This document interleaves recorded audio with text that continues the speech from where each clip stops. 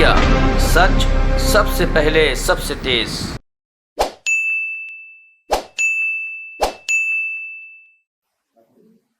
आपकी अनुमति से ये विशेष पत्रकार वार्ता आरंभ करते हैं। कुछ महत्वपूर्ण बातें जो मैं बता देना चाहता हूं कि कल और आज संसद के दोनों सदनों में हमने प्रधानमंत्री का राष्ट्रपति के अभिभाषण पर जवाब सुना। उसकी पार्टी की, कांग्रेस पार्टी की तरफ से आधिकारिक प्रतिक्रिया 4 बजे विपक्ष के नेता आदरणीय मल्लिकार्जुन खड़गे जी यहां देंगे। उसके अलावा इस समय हम मौजूद हैं, कुछ विशिष्ट व्यक्ति जो हैं वो त्रिपुरा से आज हमें ज्वाइन करने वाले हैं। आप त्रिपुरा के प्रभारी हैं, पर उससे पूर्व एक बहुत ही महत्वपूर्ण विषय जो आपके समक्ष हम आपके मार्फत से हम लोगों तक पहुंचाना चाहते थे। लोगों की, आम जनता की जरूरत से जुड़ी हुई समस्या है, आम लोगों से सरोकार रखता है। मैं आग्रह करूंगा डॉक्टर अजय कुमार जी से कि वो आपको उस विषय के बारे में जानकारी दें और उसके उपरांत हम ज्वाइनिंग की प्रक्रिया पूरी करेंगे। धन्यवाद प्रणव जी। पहले तो सबको आपको नमस्कार। जब संसद में राहुल गांधी जी ने बजट पर अपने भाषण दिया था तो आपको याद होगा कि उन्होंने कहा था कि ये 2 भारत की कहानी है। और जैसे जैसे बजट के बातें जो सामने खुल करके आ रही है, उनकी बातें जो है सही साबित हो रहे हैं। और वर्तमान में बौखलाए हुए प्रधानमंत्री जी पूरी तरह से दिमाग के संतुलन खो बैठे हुए हैं और लगातार पिछले 2 दिन से लोकसभा में, उसके बाद राज्यसभा में कांग्रेस पार्टी के ऊपर हमला कर रहे हैं। अफसोस की बात यह है कि वो हमेशा जो है नेहरू जी को इतने बार याद करते हैं कि जिस व्यक्ति की जो है 60 साल पहले जो नहीं रहे, जो देश के सबसे और दुनिया के एक बहुत ही अच्छे नेता, राजनेता में गिने जाते थे, उस व्यक्ति के नाम लेना अपनी नाकामी को छिपाने के लिए,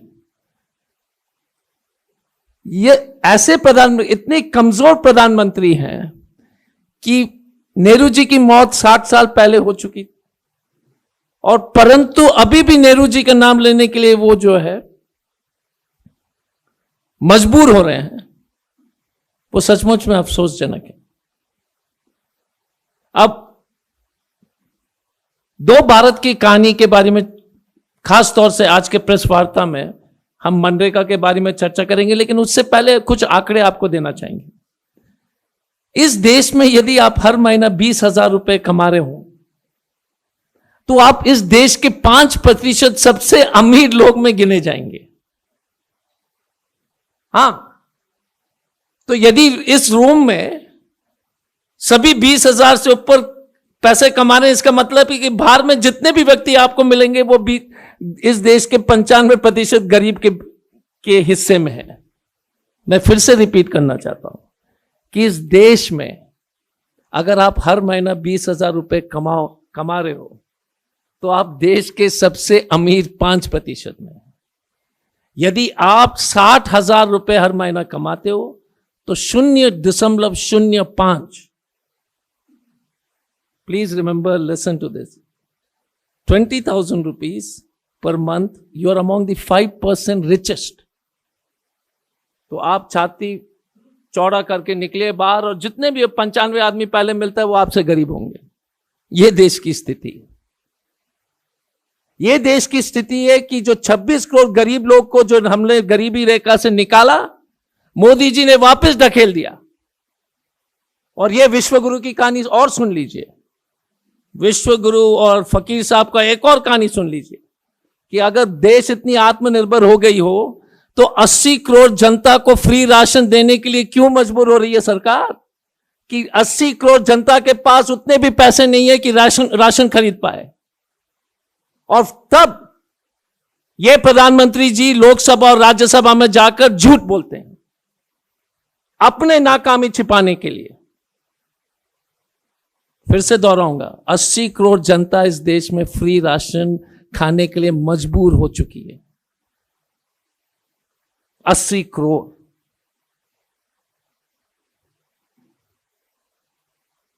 अब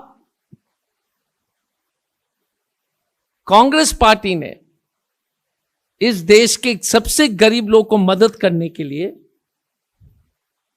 सोनिया गांधी जी के नेतृत्व में नेशनल एडवाइजरी काउंसिल नैक, उसके द्वारा मनरेगा कानून कांग्रेस पार्टी ले आई थी। मनरेगा सिर्फ देश के सबसे गरीब मजदूर के लिए एक नीति बनाई गई थी उस समय। अब आप देख लीजिएगा कि देश में उस इतनी गरीबी है कि 2020 में 11.6 करोड़ लोग ने मनरेगा में नौकरी जो है काम करने के लिए जो है अपना आवेदन दिया। मैं आपको समझाने की कोशिश कर रहा हूं कि इस देश में अगर हम 50-60 करोड़ आबादी लेते हैं जो वर्किंग एज में 50 करोड़ ले दीजिए तो 11 करोड़ का मतलब क्या है? 20% लोग जो खाने के लिए भी जो उनके पास पैसे नहीं है वो ढूंढ रहे हैं नौकरी। 11.6 करोड़ लोग नौकरी मांग रहे हैं इस फकीर साहब के भारत में। उससे पहले 2020 में 13 करोड़, आत्मनिर्भर भारत में 13 करोड़, 19-20 में 9 करोड़। और शर्म की बात क्या है कि एक तो पहले तो मोदी जी और मोदी जी के खासतौर उनके ऊपर केस होनी चाहिए। क्यों बताइए?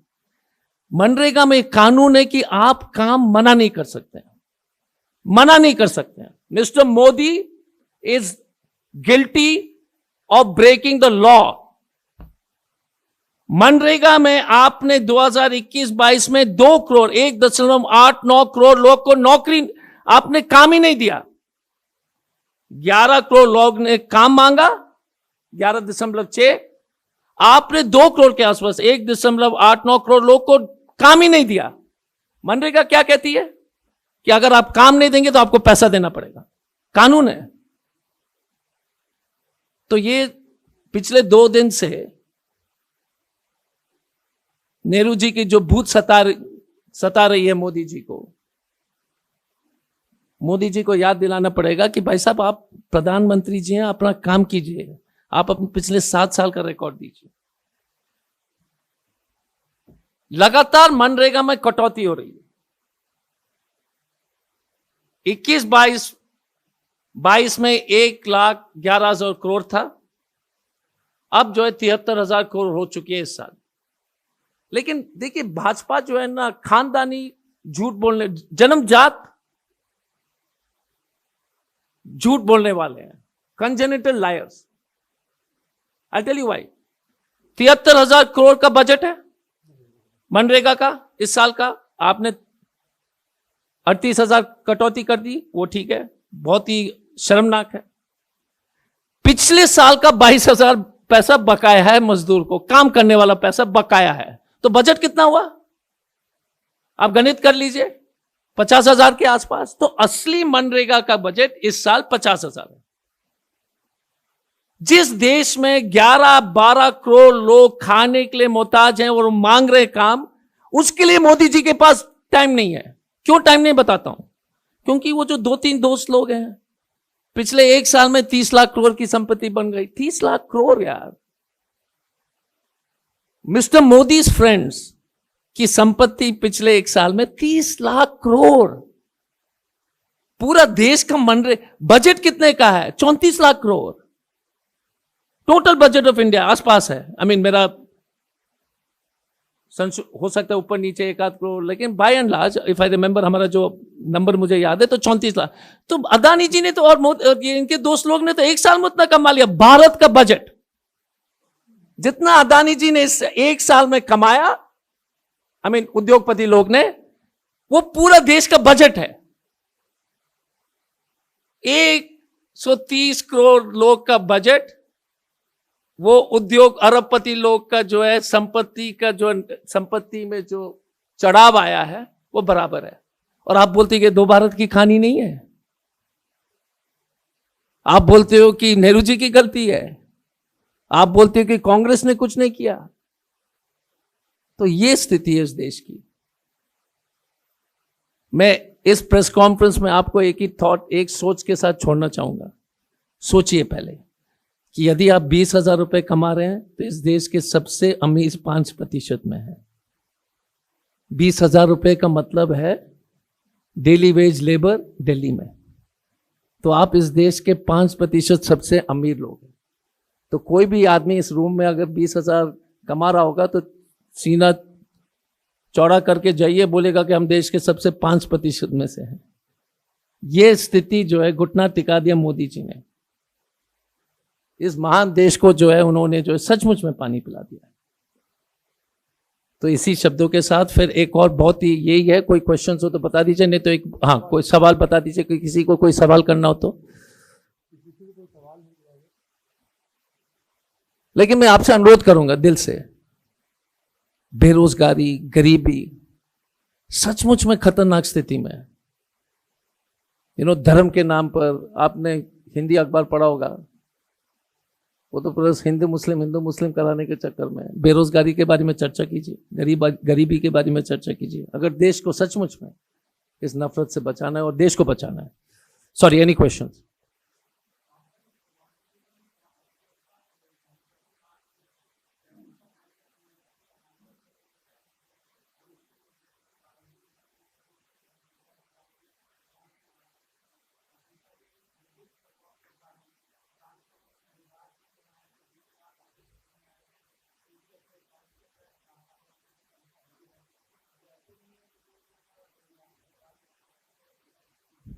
देखिए, दिक्कत क्या है कि प्रधानमंत्री जी जो है ना,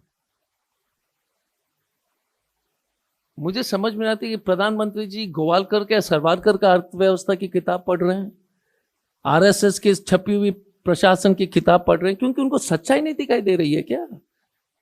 रेलवे 20,000 पद के लिए 1,35,00,000 लोग ने अप्लाई किया।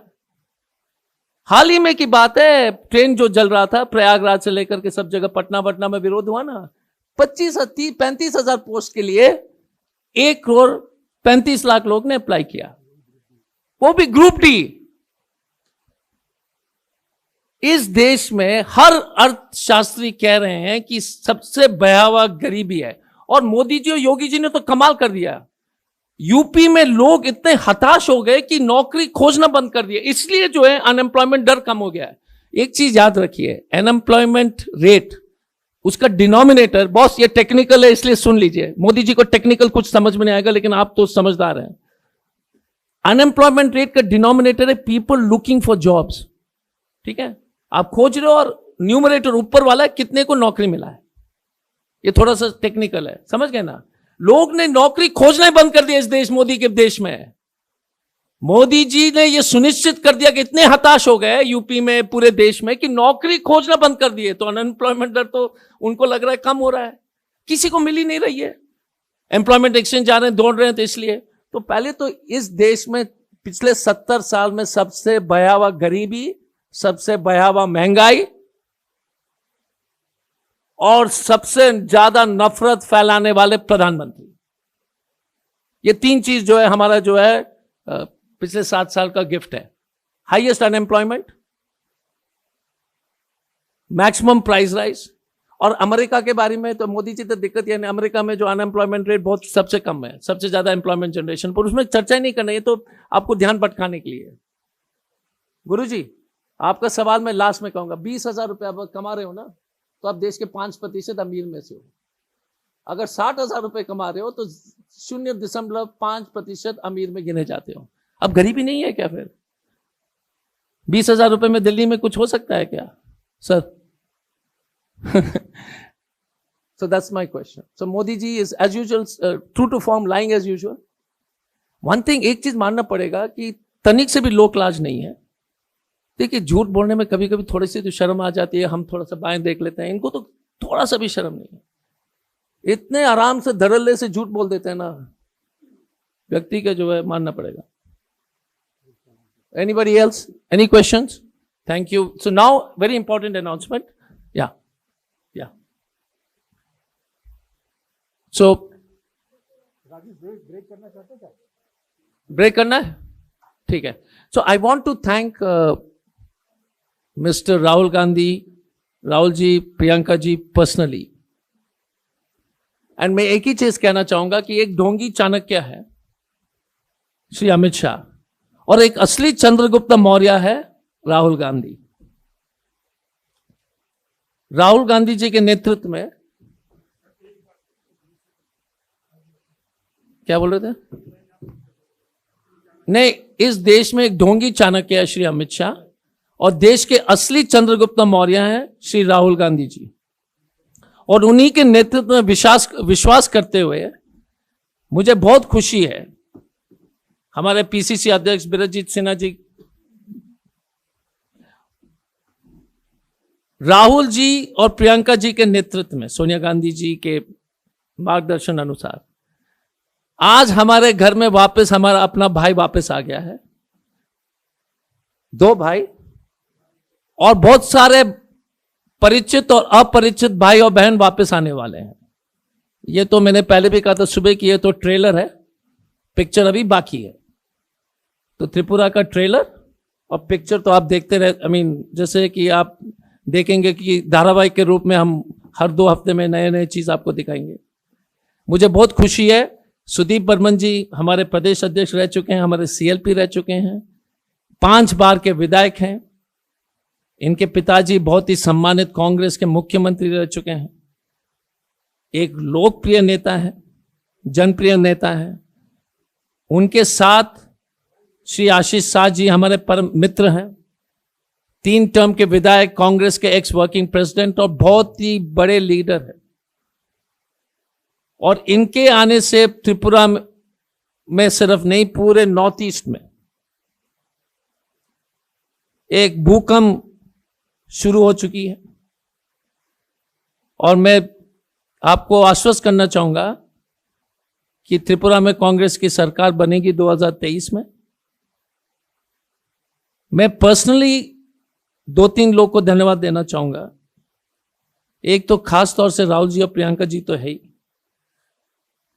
उसके अलावा हमारे असम के राजेश जोशी जी हैं, हमारे सेक्रेटरी जरिता जी हैं, और सबसे बड़े योगदान हमारे बगल में बैठे हुए श्री बिरजित सिन्हा जी, हमारे पीसीसी। इनके सबके योगदान के बिना,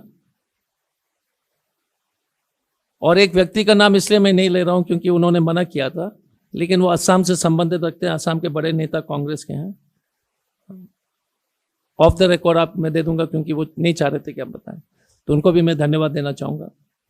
तो इसी शब्दों के साथ मैं फिर से जो है, और औपचारिक तरीके से सुदीप जी और आशीष जी का जो ज्वाइनिंग आज सुबह 9:30 बजे राहुल जी और प्रियंका जी के सामने हुआ था। उस वक्त बिरजित सिन्हा साहब थे हमारे साथ, जरिता जी थी, राजेश जोशी साहब थे, उसके अलावा 2 और विधायक जिनका नाम मैं नहीं लूंगा क्योंकि उनकी इस्तीफा देने में कुछ कानूनी अड़चन थे। उनकी भी मुलाकात अनौपचारिक तरीके से श्री राहुल गांधी जी और प्रियंका जी के साथ हुई। उनकी ज्वाइनिंग जो है कुछ दिन बाद होगी। और मैं अब जो है अनुरोध करूंगा, पहले और sorry I forgot to mention, correction, Sunny ji हमारे साथी हैं यूथ कांग्रेस के, उनकी भी बहुत बड़ी योगदान है इस पूरे कार्य प्रक्रिया में। Thank you Sunny, thank you very much. और स्वागत करेंगे, हाँ, सबीरा जी सर, आप दीजिए आशीष जी, आप thank you so much sir, thank you sir,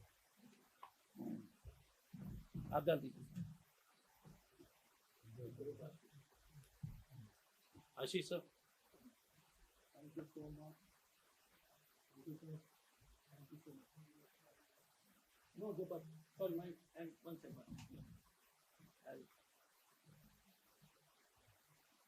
आज मुझे हमसे एक छोटी सी गलती हो गई, माफी मांगना चाहूंगा कि गोपाल रॉय साहब हमारे सबसे सीनियर लीडर थे, उनका नाम मैंने लेना भूल गया था। CLP रह चुके हैं, one of our tallest leaders. I apologise for my mistake. No, I am president of the Tripura Congress. Sorry Gopal sir, my mistake. I want to apologize for that. Sorry Gopal ji. And I will hand over the mic now to Sri Sudeep Burman and Ashish.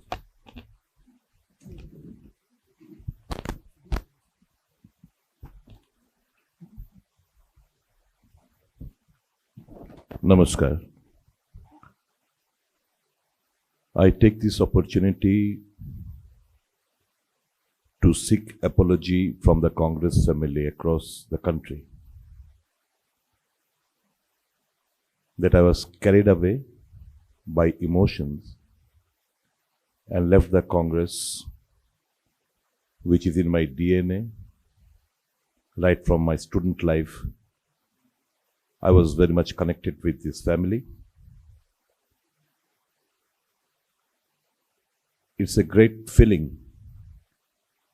that after a span of 4.5 years, I have finally reached the place where I started my political journey. It's a great feeling that I cannot describe in words. Obviously, now the question is, why did I think to leave Bharatiya Janata Party? Well, very briefly, I should say,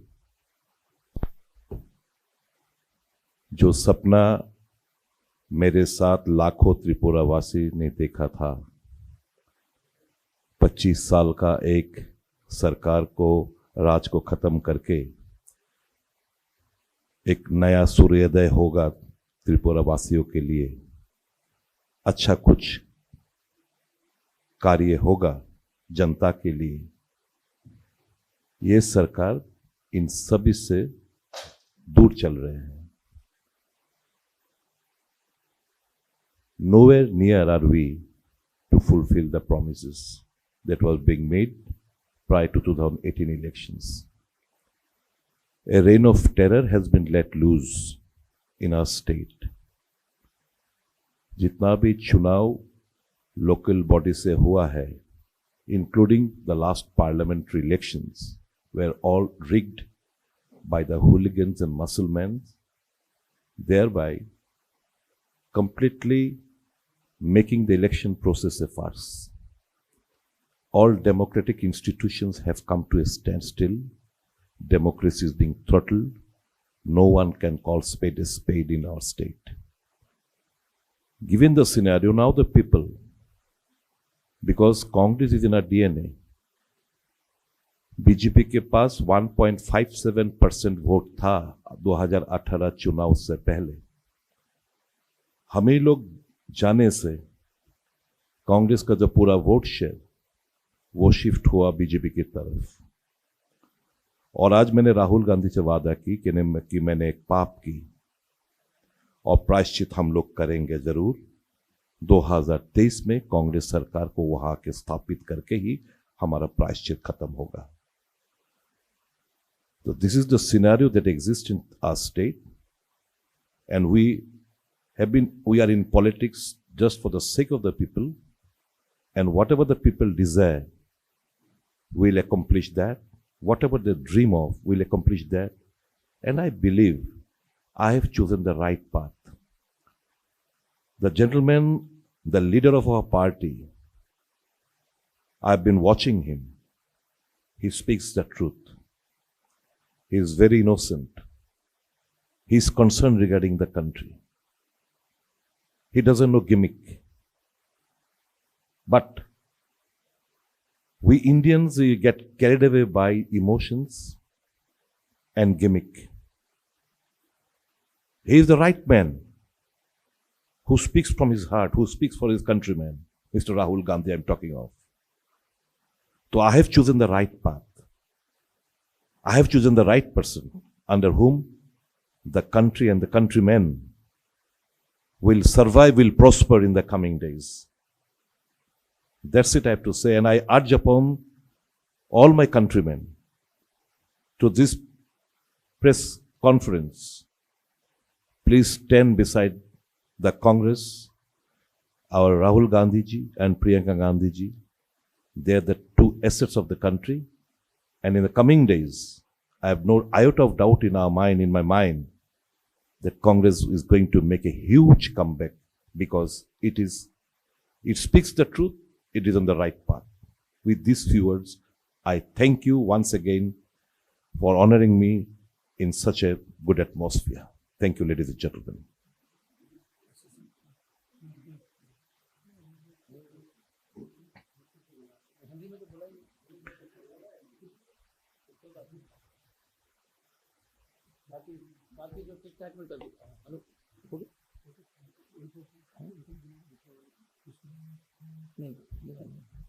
So we can take questions if you want, otherwise we can. It's been a long.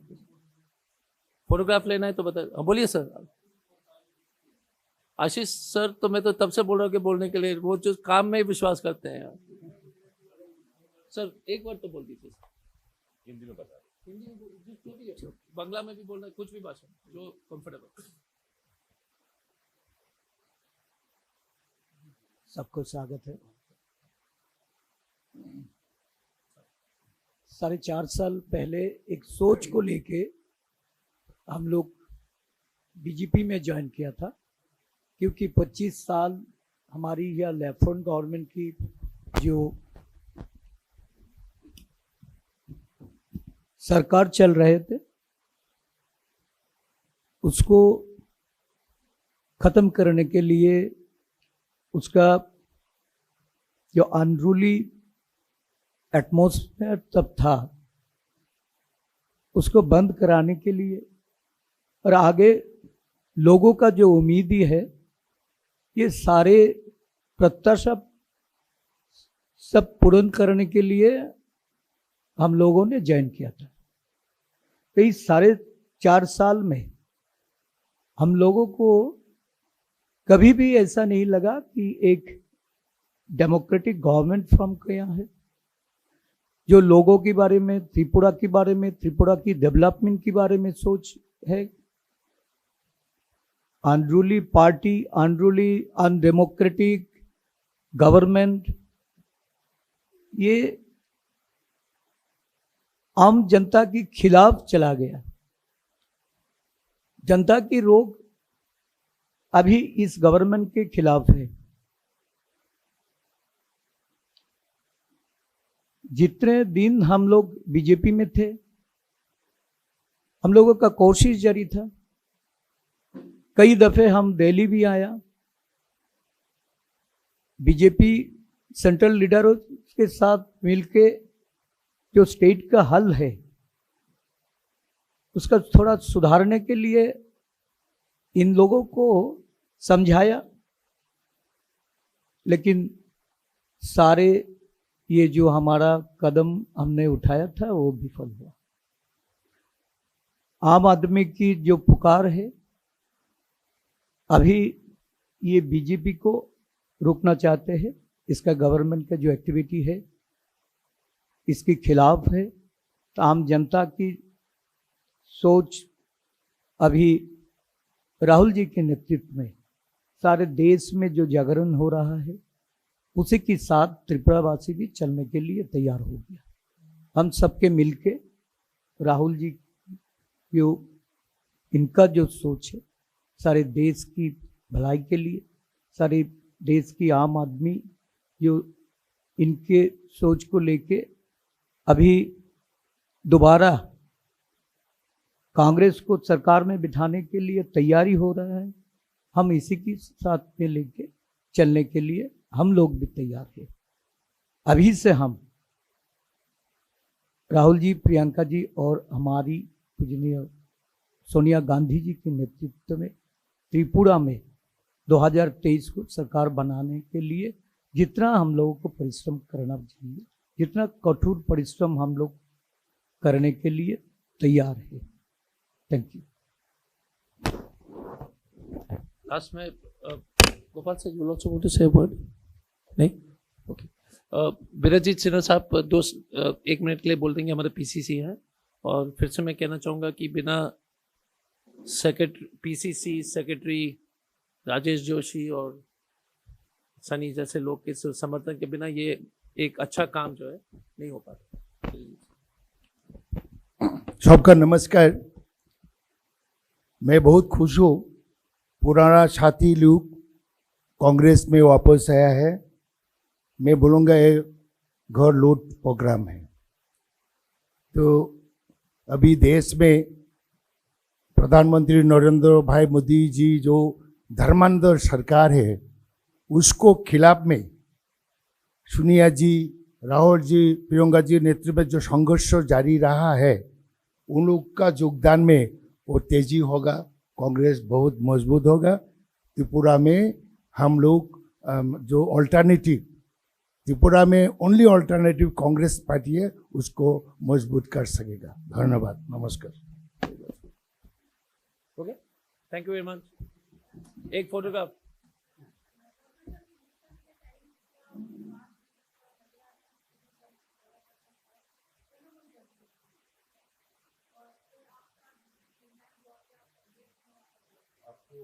आपको कैसा लगा?